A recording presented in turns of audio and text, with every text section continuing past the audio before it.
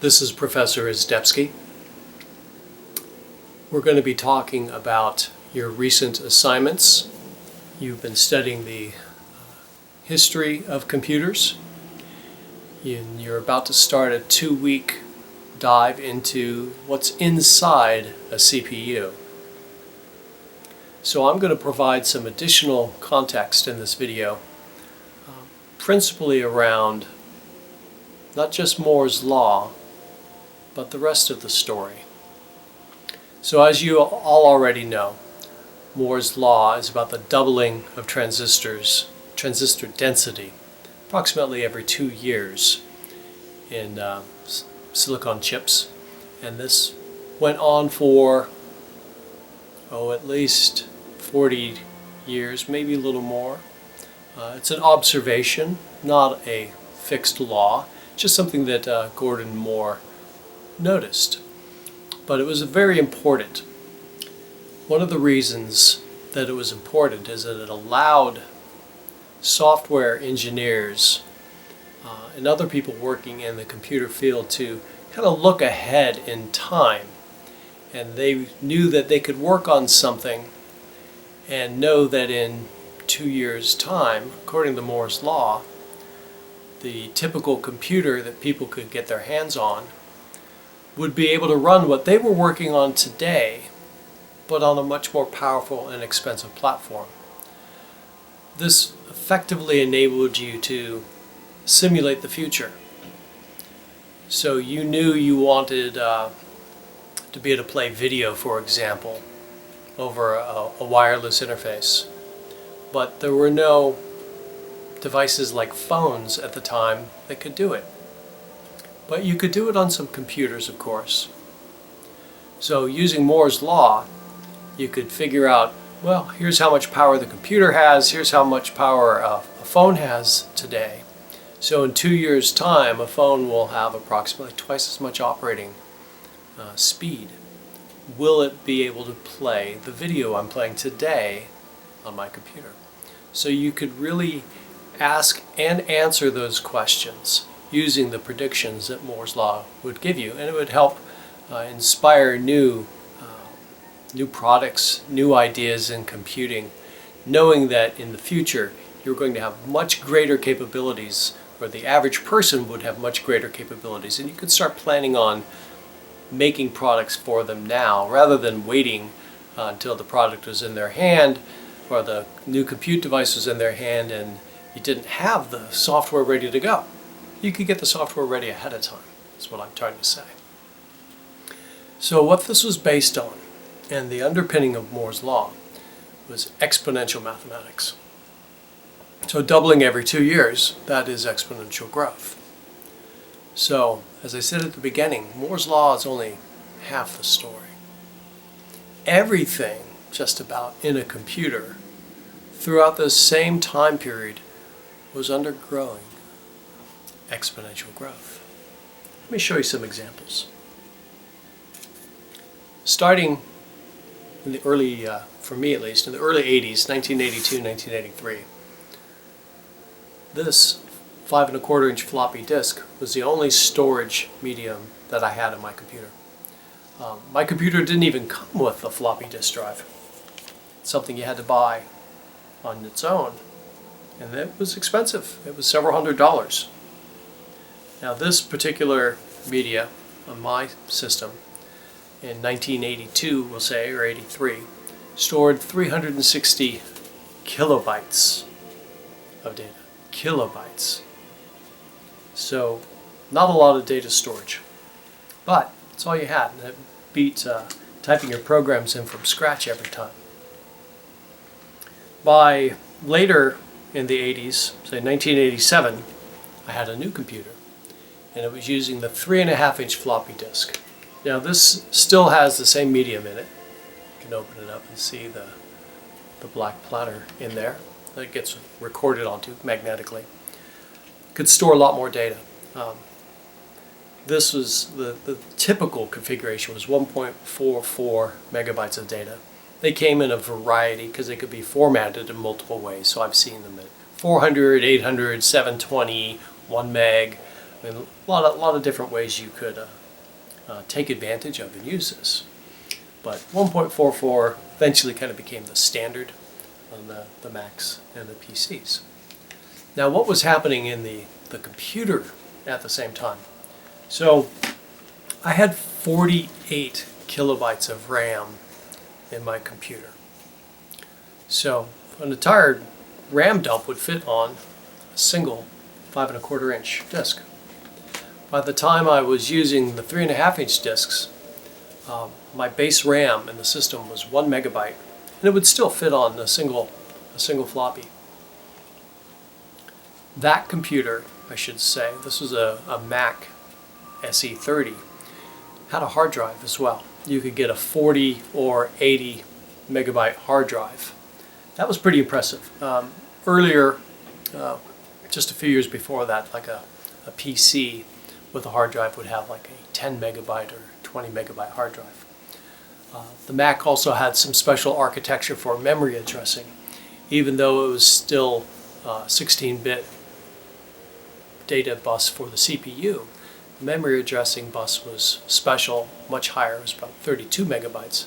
32-bit bus, meaning you didn't have the memory limit of a 16-bit machine. That limit was 65 kilobytes of memory. The Macintosh could go up to 128 megabytes of memory because it was using a different bus for memory addressing. This made it a much more potent machine. I should mention the general formula for figuring out what is your max addressable memory. It's your bus width in bits. So 2 raised to the bus width in bits. So 2 to the 16th power gives you about 65,000 or 65K. So you had computers like the Commodore 64. The 64 stood for the memory. That was the maximum memory that the type of system could use. Now, as we get into the 90s, hard drives become more and more prevalent. It's not every computer in the 80s had them. So here's your typical hard disk drive. From the early 90s on, they're pretty standardized into this form factor. There's a motor in here, spins the disks. There are multiple disks stacked up in here that store the magnetic data. You've got data ports and control ports. You've got the power ports for it. Early drives had about a 20 megabyte per second speed. Fast modern hard drive now will go up to, let's see, I'm going to say about 160 megabytes per second. Now the storage is another matter. This one here is 320 gigabyte. You'll see these all in the same size though, from 32 gigabytes to 4 terabytes, all in this same form factor. What determines again how much you can use on these is partly the operating system. So there are some limits in the 90s. Windows 95 could only access 32 gig. Windows 98 could access 127 gigabytes. So we start to see that exponential. So we're talking kilobytes on the first floppy disk. We were talking a megabyte now by the end of the 80s. And in the 90s, we're talking about gigabyte drives. And then in the 2000s and beyond, terabyte drives in the same form factor.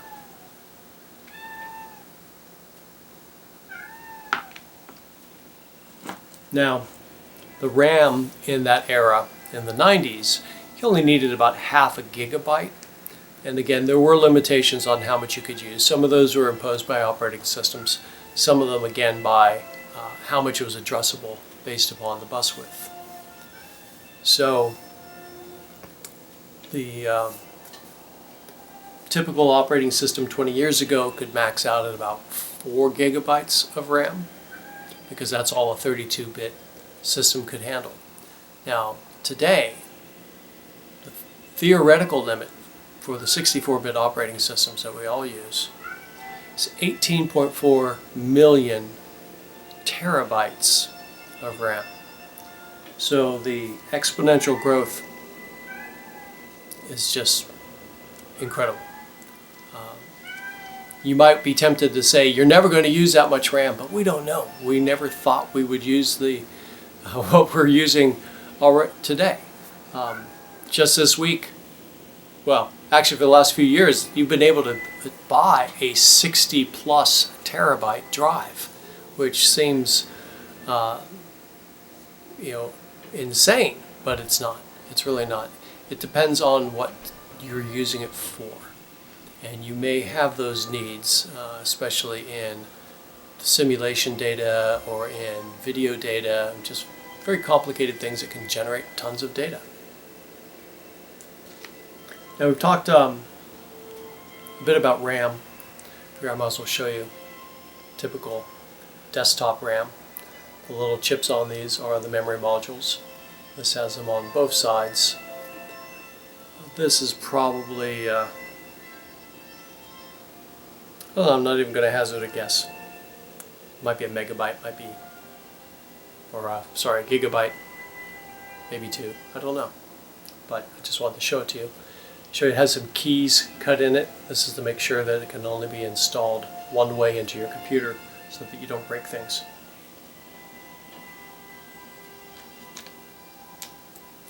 Now, back to the hard drives, their exponential growth. Which, if you think about it, if your CPU speed is growing exponentially, in order to do more interesting things with all that power, you need the data space. You need the more memory. You need the ability to get the input and output in greater volume and speed as well. So that's why this exponential growth of the CPU's power, the storage media, the RAM, everything works together in order to make a proper high-speed functioning system. So for laptops, they started making smaller hard drives. This one actually uses a different technology than the larger one for the bus connecting it to the computer. This is a SATA drive. Still has a little tiny motor in it. Still has rotating disks in it. This is a 500 gigabyte drive. And it is order of magnitude, I think that's fair to say, faster than the other hard drive. Not because of the SATA interface. Now, after SATA, and I don't have an example of this one, but after SATA, about 10 years ago, the first solid-state drives started showing up. They have no moving parts. They are based upon memory, high-speed memory, that keeps its data stored when the power's turned off, of course. Now, as I was saying, these are, 160 megabyte per second, perhaps top speed. A small SATA drive, same form factor as this, small SSD, same form factor. It's going to be running at roughly 500 megabytes per second, so quite a bit faster. Now, there's a new generation of memory devices out. They're still considered solid-state drives, and they are based on memory chips, of course. And it's called the M.2 form factor. These are very small drives, very special drives. This is a 2 terabyte hard drive, and this one is especially fast. I'll point out the keying mechanism. Once again, it's got the key cut into it. But the key in this case is not just about orientation and how you install it, or what you can install it to, rather. It also helps identify what speed this drive operates at. This particular one is an M key, and it goes at 8 gigabytes per second. So we've made another huge leap from the SSDs and the 500 megabyte, half a gig per second, to almost 10 times faster is the potential of these. They don't all operate at that speed. There's some that are slower. The B key is half that speed, which is still tremendous, 4 gigabytes per second. It all has to deal with how many PCIe lanes are usable by this drive. The lanes are the buses that connect it to, well, through the motherboard to the CPU. So the more lanes that you could use, the faster your throughput, because of course all of these are operating in parallel. So this one is actually designed to go in a graphics card slot on my computer. And the graphics card slot is a PCIe 4, so it offers up a good number of lanes to achieve that max speed. And to install the M2, since it goes in the graphics card slot, you need a graphics card slot adapter. Now, this is a little special. It's got some extra features on it. You may be wondering what that's for. This does have a heat sink on it. The card actually goes in it. You open it up, put in the M2 card, and then pop it in the graphics slot. These use a bit of power. They get hot, and so you need a proper cooling system for them.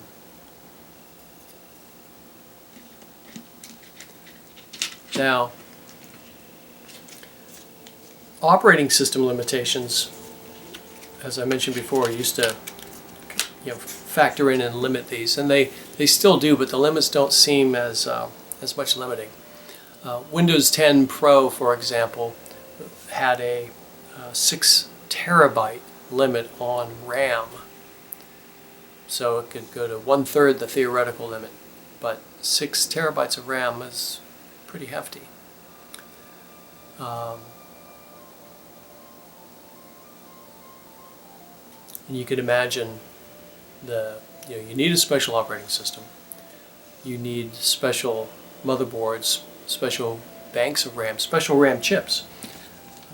Can you imagine a RAM chip just like this, same size, but actually instead of being 500 megabytes or 512 gigabytes, and those exist, half terabyte memory cards, just like this, just like all the memory chips on them is 10 times.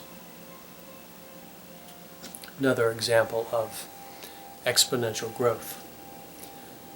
Now, other devices associated with the computer have also gone through exponential growth, because again, it'd be pretty boring to be looking at your veritable supercomputer on a 320 by 240 pixel display.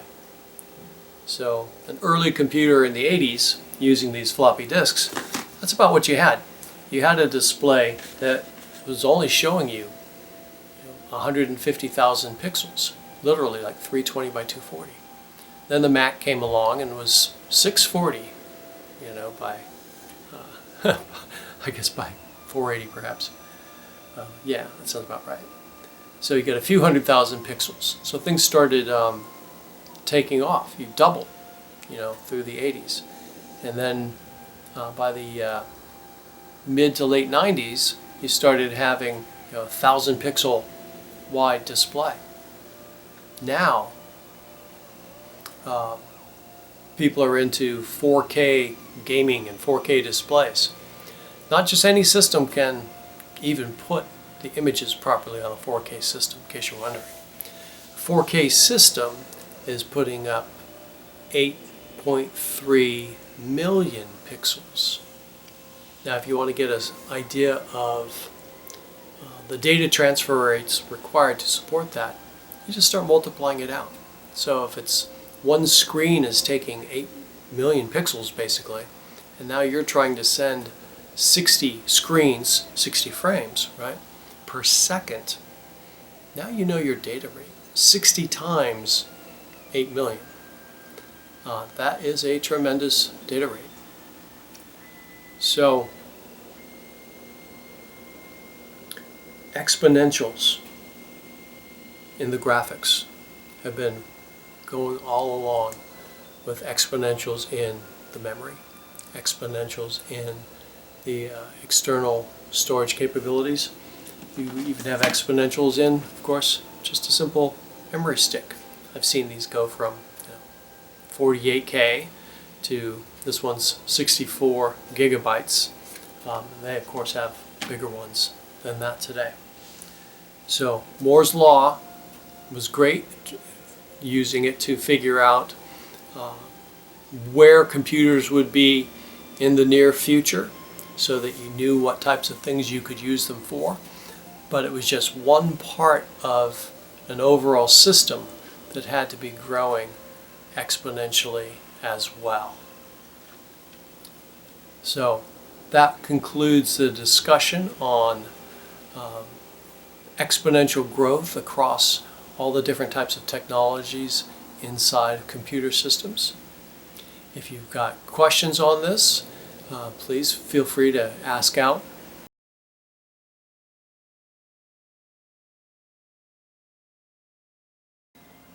Here we are looking at a older PC. This is a Windows XP machine from the early 2000s. I'm going to go over a few of the components here. I realize there's some tremendous ugly wire bundles in here. I'll explain why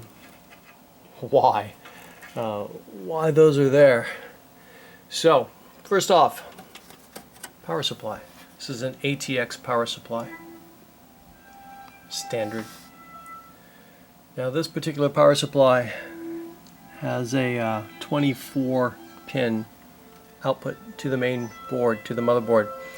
Now on this you're going to find several voltages. You're going to have 12 volt, you're going to have 5 volt, 3.3 volt, and those are all used for different components in the computer. The hard drive, for example, needs 12 volts. So does the floppy drive and the 2 optical drives that are installed. The memory is using 3.3 volts, and then 5 volts is for the other logic circuitry on the system. Oh, and you'll see here there's an actual additional tap off. This is one of the lines which has both 12 and 5 volt on it. This is going into the graphics card to provide auxiliary power to it. Graphics card might run without it, but it won't run well. Now, maybe wondering why I have some extra stuff right here. There's an adapter here. This motherboard had a 20 pin plug on it instead of 24 pin, so I needed to adapt it, take away some of the pins. They weren't needed. It was like an earlier generation. So the power's the power, so it still works just fine, as long as it goes to the right place. Okay, so what else is in here? Well, that fan there is the cooler that's sitting on top of the CPU and a big heat sink. So it's the CPU and the heat sink are coupled together with heat paste in between them to suck the heat out of the CPU. Heat sink heats up and the cooler sucks air through it, cooling it down. Then the exhaust fan on the back here pulls that warm air out, shoots it out the back of the computer. I already mentioned there's a hard disk drive, and this also has a floppy disk drive. We got the GPU. Sound is integrated to the motherboard. There's some actual extra cables that will come out of the optical drives and plug into the motherboard in different places to pass the audio signals from them, so you can listen to music. There's another heat sink there on top of the main chipset, chips for this particular motherboard. And then I know it's a little hard to see, but back in there, fingers on it, I can find my finger, there it is. There's a memory card. It's only one. The operating system this is using doesn't take much memory. It's running Windows XP.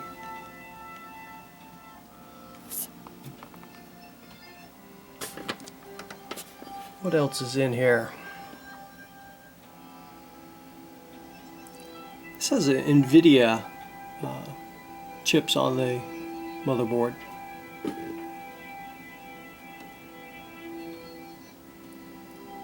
I'd have to look up exactly what that is because I don't think I know. Then I see a little speaker, a little round speaker there in the corner. That's so the computer can beep at you, even if you don't have speakers or something hooked up to the sound outputs. Buried in here somewhere is the battery. The battery is important. It stores the settings. Oh, it's actually vertical. There it is. It stores the settings that are stored in the basic input-output system, the BIOS. So it'll still run without a battery. It just won't be able to remember its settings, so it will run on default settings if you pull the battery.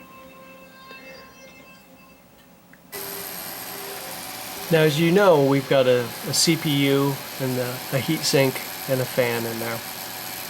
Now, older CPUs like this one use quite a bit of power. And that's kind of an interesting thing, that on my modern, much more capable CPU, an AMD Ryzen 5600X versus this Athlon 3200, I've basically got about the same cooler on it. Now, I don't have anything fancy because you don't need anything fancy. Because of the miniaturization of transistors, you know, the basic transistor circuits on silicon, and how we've, you know, shrunk down the scale that we can build these circuits and logic circuits on silicon. They use less power because the electrons don't travel as far,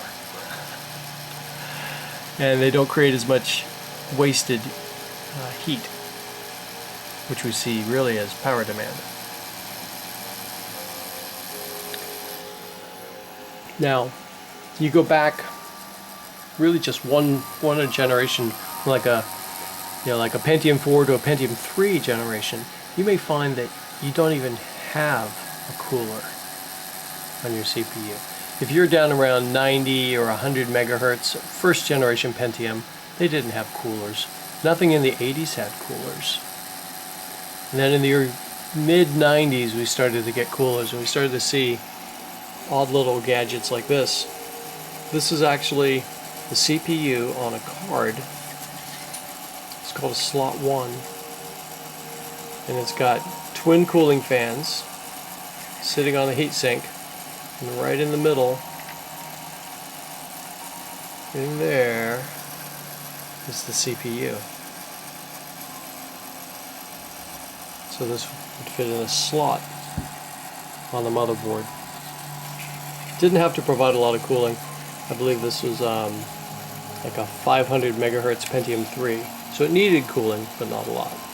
Pentium 4s got really hot, and without a cooler in them, they would shut down instantly on the thermal protection, because they would overheat so fast. Now the main heat producer and power user in your computer is not your CPU at all. It's your graphics card. Graphics card is using several times as much power from your power supply as the CPU is doing today. Alright. Well, that kind of concludes this look at old technology and how it still kind of, you know, it explains how we've got where we are today, what some of the differences are, what some of the similarities are. You know, the memory card still looks like a memory card in the computer, but we use more today, or much bigger ones, and they you know, are much faster to keep up with the demands of modern computing. Similarly with the GPU, we're moved from a LCD screen like this to a bigger screen, you know, or even up to a 4K screen for your computer. Probably a more resolution than your television set has. The hard drives have gotten dramatically smaller, much faster, and store, much more. And they're all doing it at, for the most part, lower prices, except for GPUs. Those are more expensive than ever. But everything else has come down in price and gone up in capability. That's a nice equation for you and me. This is a graphics card. It's a pretty old one. You can tell from a variety of reasons. One, that's VGA. These two outputs are also video. That's composite video and that's S-video. So you could plug this into an old television. Actually, you could plug it into new TVs as well, because most new TVs still have a composite video connector. Now this one is kind of low power. You notice there's no fan, there's just a heat sink on it. So this is an early NVIDIA graphics card.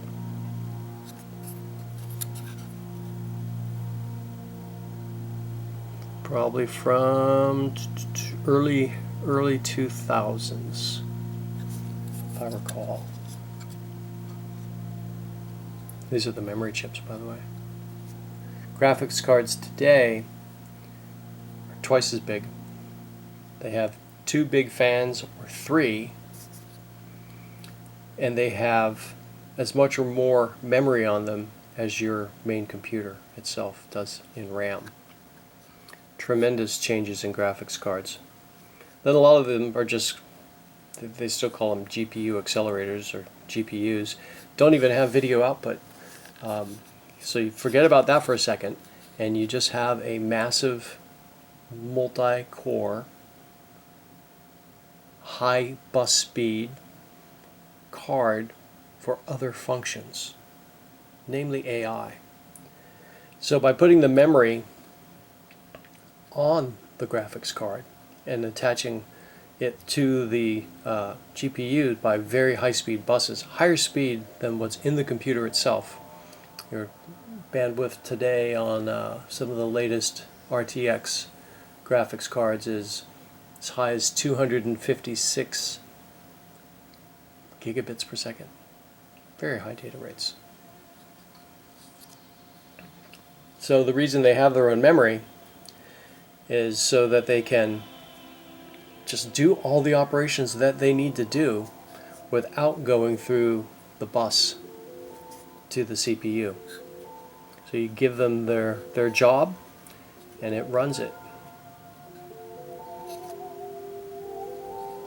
Brilliant application of the technology and changing it from graphics to AI processing. It's all due to the parallel capabilities, parallel processing in the graphics cards, and the type of data that they predominantly work with.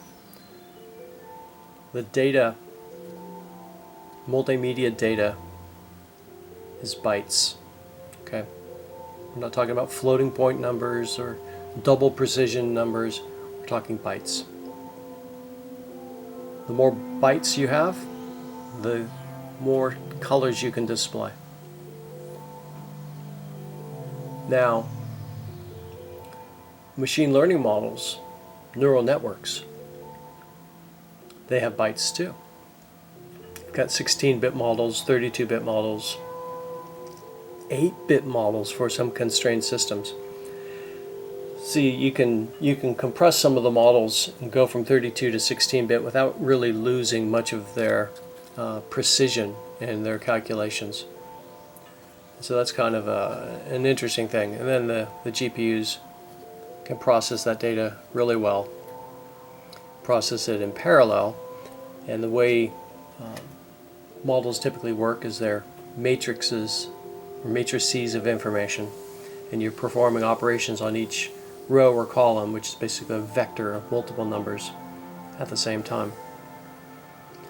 So by being able to perform all those calculations in parallel is what makes things work so fast. So what makes being able to rotate a 3D cube on the screen, you're doing all these calculations at once. That same capability is what makes running the AI models so much faster on a GPU.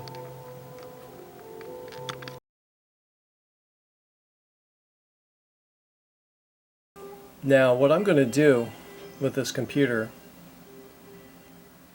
is start taking some parts out of it, disconnecting them, and then starting it up and seeing what happens. And then kind of walk you through what's going on inside when the computer detects or doesn't detect some crucial component. If we zoom in here, there's a little blue plastic pin header there. It's got a handle on it. It's kind of handy, right? Pull that out.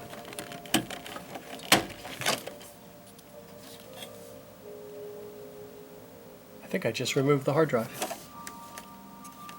Yeah, I did. Got the right one. So now we're going to start the computer up with no hard drive. See what happens.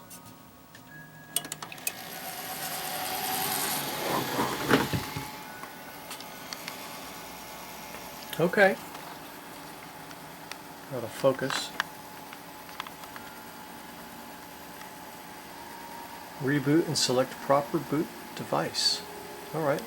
So the computer didn't like that. But that doesn't mean all is lost. Alright, I'm starting the computer with no hard drive. What's it going to do? Hey, look at that. Alright, so I entered setup. I hit a key on the keyboard, the F1 key, and that got me into setup. Different computers, well, you'll have to hit different keys, but I'm in. Here you can see the date and the time. Found the floppy disk drive. Nothing for the hard drives, but it did find the 2 optical drives. Found my memory. So, boot device priority. So the first boot device is a floppy drive, so I could try to boot this off a floppy. The second is the optical drive, the DVD player. And since there is no hard drive at the moment, that's not given as an option.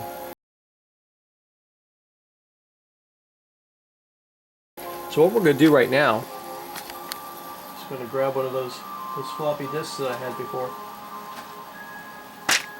and boot the computer from it. Now this one is special. This is a memory test disk. So what happens is when you boot from this, it will completely take over the computer. It doesn't really load an operating system, but it does load a program. It loads a program into the main memory, and that program is a memory test program. And there it is. So what we've done right now is we started the computer. The computer is set up to run or to boot first off of the floppy drive, as you saw from the settings. So I put in a disk that was formatted in a way to boot into the memory test application. So it is running it right now. And what's interesting is you can see that it also knows a lot about the computer. So that's the CPU, the AMD Athlon XP3200 Plus. It knows my memory cache sizes. There's a level 1 cache, a level 2 cache. It knows the CPU clock speed, so 2.2 gigahertz approximately. It knows how much memory. So clearly, even without a regular operating system running, there's still an API, a programming interface, that the software on this floppy disk was able to use to query the computer, find out what's in it. So it's done that, and now it is running the memory test. I'm not going to run the whole test. I'm just going to shut the computer down and move on to the next demonstration. But the point of this was that You could load things into BIOS and run them straight up a boot disk. So there's a lot of other things you could run. You could boot this computer from a USB drive. It was formatted right, thumb drive. You could also boot it from a DVD into an operating system, even with no hard drive. That's the key point that I'm making here, even without the hard drive installed. So you can work on computers that aren't fully put together and fix things as well. I want to run the computer with no memory in it. We're going to see what happens when we do that. Now, first of all, we got to turn it off. Let me just hold the power button for a couple seconds.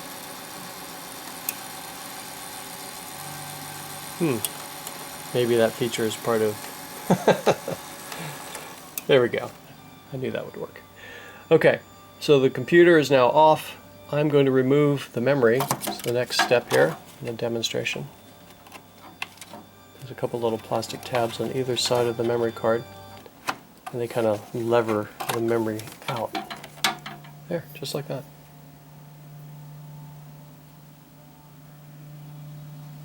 No more memory.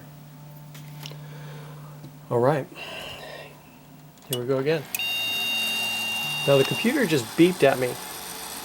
It's beeping because there's no memory. So that little speaker down there is complaining thoroughly at me. One long beep. So those BIOS beep codes, that's what we're experiencing right now. Now, is there anything I could do? Is there any way to run this? Well, when we booted off the disk, it loaded into memory. When we booted off this, it loaded into memory. And we know it complained because there was not enough memory. So now there's no memory, no screen output. So there's no way for you to really do anything with this computer. I mean, you can see the fans running. That's about it. So we're going to turn it back off, put the memory back in.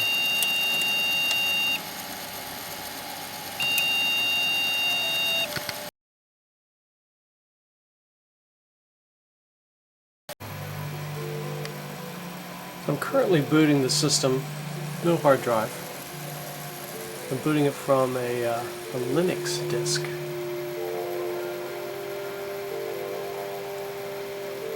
This should let me run what's called Linux in live CD mode. That's what I'm hoping. So basically you could go up to any computer with a drive, pop in the disk, turn it on, kind of commandeer the computer, but it won't let you access other parts of the computer, and you can't save onto the hard drive when you're running a live CD. It's as if there's no hard drive there at all. But you could do some basic tasks in this situation. So this gives us the option to try without installing. So we're just doing that. Now this is an old version, but it's an old computer. So it's probably a valid, useful version on a 20-year-old computer. Right now it's going to be loading all of the operating system files from the disk,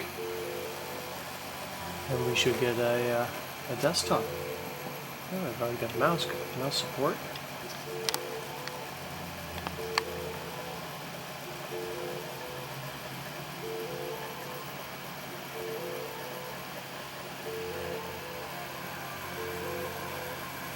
Okay. Let's switch hands here.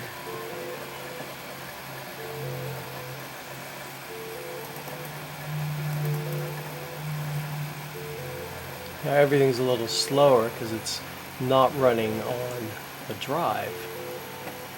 It's running on the CD. But since a chunk of the operating system gets loaded into memory, well, it still works pretty well.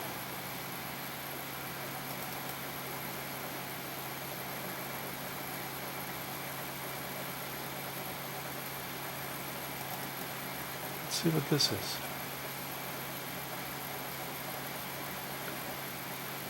Looks like it's a video file.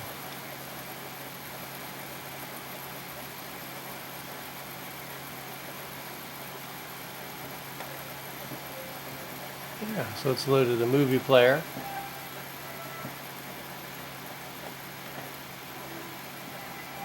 And this is really...